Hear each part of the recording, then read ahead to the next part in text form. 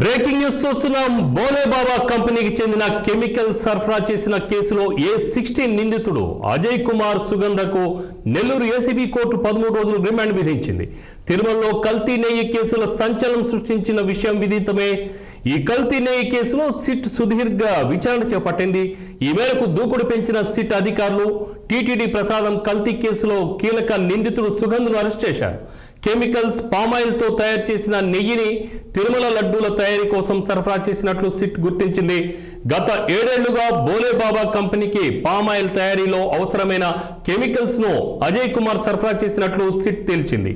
దీంతో ఆయన్ని అదుపులోకి తీసుకుని న్యాయస్థానంలో హాజరుపరచడంతో ఏసీబీ కోర్టు జడ్జి ఈ నెల 21 వరకు రిమాండ్ విధిస్తూ తీర్పునిచ్చింది.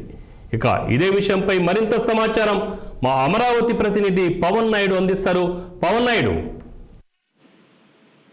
రామారావు, ఏదైతే తిరుమల శ్రీవారి లడ్డు సంబంధించినటువంటి కల్తీ నెయ్యి వ్యవహారం ఏదైతే ఉందో దీనికి సంబంధించినటువంటి కేసు అయితే మాత్రం ప్రస్తుతం కీలక మలుపులు తిరుగుతుందని మనం చెప్పాలి.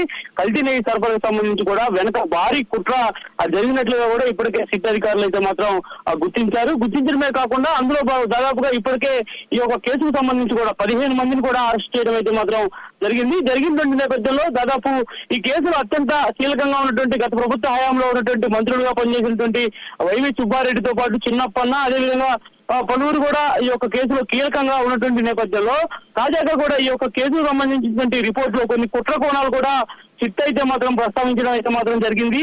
2022 తిరుమల తిరుపతి దేవస్థానం సంబంధించినటువంటి కొనుగోలు విభాగం జీఎంను అప్పన్నను సంప్రదించగా కూడా నెయ్యి సరఫరా సంబంధించి కూడా బోలే బాబా అనేటువంటి ఒక డైరీ యాజమాన్యానికి సంబంధించి కూడా కిలో నెయ్యిపై దాదాపు 25% కూడా కమిషన్ ఇవ్వాలంటూ ఇందులో కూడా ప్రధానంగా డిమాండ్ చేశారనేటువంటి అభియోగాలు అయితే మాత్రం ప్రస్తుతం ఒక్కోసారిగా కూడా బయటకు వస్తున్నటువంటి పరిస్థితి అయితే మాత్రం కనిపిస్తా ఉంది. దీనికి సంబంధించి కూడా అంటే ఈ రోజు ఏదైతే కీలక నిందితుడు 16వ నిందితుడుగా ఉన్నటువంటి అజయ్ కుమార్ సుగంధ అయితే మాత్రం సిట్ అధికారులు అదుపులోకి తీసుకున్నారు. అదుపులోకి తీసుకోవడమే కాకుండా ఈ యొక్క బోలే బాబా కంపెనీకి సంబంధించినటువంటి కెమికల్ సరఫరా అసలు ఎలా చేశారు ఏంటి అనేటువంటి దానిపై కూడా పూర్తి స్థాయిలో విచారణ అయితే మాత్రం కొనసాగిస్తా ఉన్నారు. దాదాపుగా కొన్ని కుట్ర కోణాలను కూడా బయటకు తెచ్చినటువంటి పరిస్థితి అయితే మాత్రం కనిపించింది. దాదాపు శ్రీవారి లడ్డు తయారు చేసేటువంటి దానిలో 90% పైగా కూడా పామాయిల్ కలిపి ఆ లడ్డూని గత ప్రభుత్వ హయాంలో వైసీపీ జగన్మోహన్ రెడ్డి సంబంధించినటువంటి మంత్రివర్గంలో పనిచేసినటువంటి వారందరూ కూడా ఒక కుట్రపూరితంగా వ్యవహరించి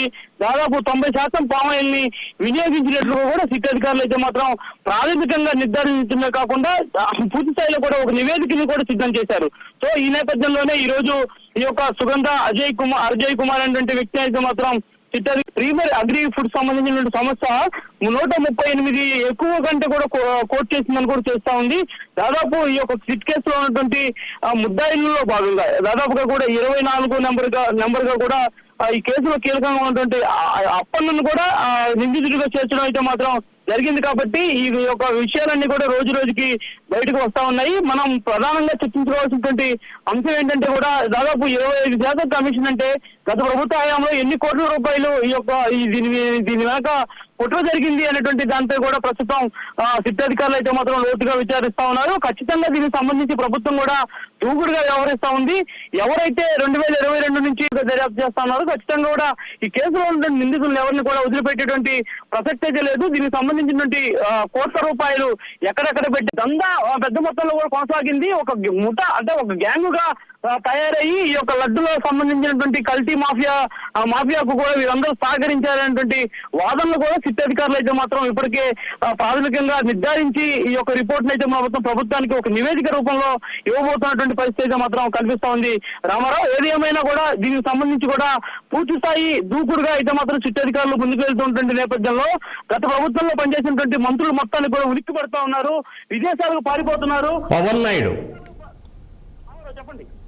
పవన్ నాయుడు ఇప్పుడు గతంలో అంటే వైసీపీ ప్రభుత్వం హయాంలో ఇదంతా దందా నడిచిందని చెప్పేసి ఎలాగో కూటమి ప్రభుత్వం వచ్చిన తర్వాత అలాంటి ఆరోపణలు కూడా చేసింది. కేవలం ఇప్పుడు దర్యాప్తులో తేలింది మాత్రం పామాయిల్ కలిసిందని చెప్పేసి అంటున్నారు, లేదా కెమికల్స్తో కూడిన పామాయిల్ కలిసిందని అంటున్నారు. కానీ వీళ్ళు మాత్రం ఈవెన్ చంద్రబాబు నాయుడు గారు కానీ లేదా ఇతర మంత్రులు కానీ డిప్యూటీ సీఎం పవన్ కళ్యాణ్ కానీ యానిమల్ ఫ్యాట్ కూడా కలిసిందని కూడా దుమ్మెత్తిపోశారు. అంటే ఈ కోణంలో ఏదైనా దర్యాప్తు జరుగుతుందా, ఇదేమైనా తేలిందా? ఒకవేళ లేని పక్షంలో ఆ ఆరోపణలు కేవలము రాజకీయ కుట్రపూరితమైన ఆరోపణలుగా చూడవచ్చా? ఖచ్చితంగా కూడా రామారావు ప్రధానంగా కూడా మొదటి నుంచి కూడా ఒకటే చెప్తా ఉన్నారు. డిప్యూటీ సీఎం పవన్ కళ్యాణ్ కానీ, రాష్ట్ర ముఖ్యమంత్రి చంద్రబాబు కానీ, ఇతరత మంత్రులు, అదేవిధంగా అధికారులకు కూడా ఒకటే చెప్తా ఉన్నారు. ఖచ్చితంగా కూడా గత ప్రభుత్వ హయాంలో తిరుమల శ్రీవారి మహాప్రసాదంగా ఉన్నటువంటి లడ్డు వ్యవహారానికి సంబంధించినటువంటి అంశంలో కూడా కలవడమే కలిసినటువంటి నేపథ్యంలో దీనికి సంబంధించినటువంటి వివరాలు మొత్తం కూడా తమ వద్ద ఉన్నాయని చెప్పి కూడా బహిరంగంగా గత ప్రభుత్వంలో పవన్ కళ్యాణ్ స్వయంగా కూడా తిరుపతి వెళ్లి అక్కడ దాదాపు 2-3 రోజుల పాటు ఉండి కూడా ఆ సిట్ అధికారులు విచారిస్తున్నటువంటి నేపథ్యంలో కూడా కొన్ని ఎవిడెన్స్ కూడా అక్కడ పొందుపరచడం కూడా జరిగింది. మరి ఈ నేపథ్యంలోనే ఈ యొక్క కేసుకు సంబంధించినటువంటి అంశంలో ప్రధానంగా కూడా అంటే ఏదైతే ఈ యొక్క భోలేబాబా కంపెనీకి సంబంధించినటువంటి ఇతరత రసాయనాలను కూడా ఆ కంపెనీ నుంచి తీసుకున్నారనేటువంటి అభియోగం ఉన్నటువంటి నేపథ్యంలోనే ఈ రోజు అజయ్ కుమార్ సుగంధాన్ అయితే పోలీసులు అరెస్టు చేసి కోర్టులో కూడా హాజరుపరచడం జరిగింది. మరి ఇందులో ఇంకా కొంతమంది మరొక 2-3 ప్రధానమైనటువంటి కంపెనీలు కూడా ఉన్నాయని చెప్పి కూడా పవన్ నాయుడు గారు యానిమల్ ఫ్యాట్ గురించి ఏమైనా తేలిందా? అంటే ఖచ్చితంగా అంటే దీనికి సంబంధించినటువంటి దానిపై కూడా ప్రస్తుతం లోతుగా అయితే మాత్రం దర్యాప్తు జరుగుతుంది. కానీ దీనికి సంబంధించినటువంటి ఎవిడెన్స్ ని సిట్ అధికార బృందం అయితే మాత్రం ఇప్పటికే కొన్ని కొత్త విషయాలకి వెలుగులోకి తెస్తా ఉన్నటువంటి నేపథ్యం అయితే కనిపిస్తుంది. కానీ దీనికి సంబంధించినటువంటి ప్రస్తుతం విచారణ జరుగుతూ ఉండగానే ఈ వైకాపా కొంతమంది నేతలు మొత్తం ఎవరు కూడా సిట్టుకి సహకరించకపోవడం వల్లనే దాన్ని గుర్తించలేకపోతున్నామంటూ కూడా ఇప్పటికే సిట్ అధికార యంత్రాంగం కూడా చెప్తా ఉంది.